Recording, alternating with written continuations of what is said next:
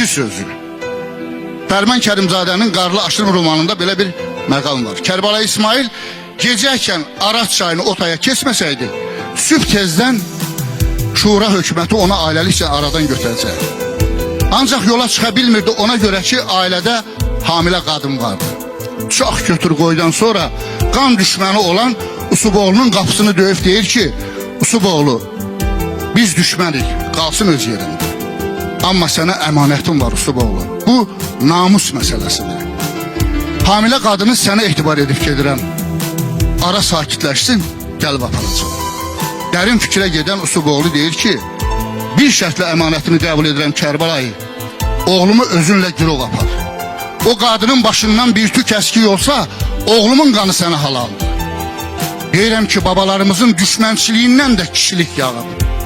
Babalar vardı, aqil babalar, haqqın dərgahına inib getdilər.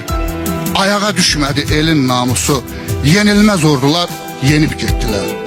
Halal südəmdilər halal qucaqdan, halal qızaldılar halal ocaqdan, düzgün ayırdılar haqqını haqdan, haqqın sədası ilə dinib getdilər.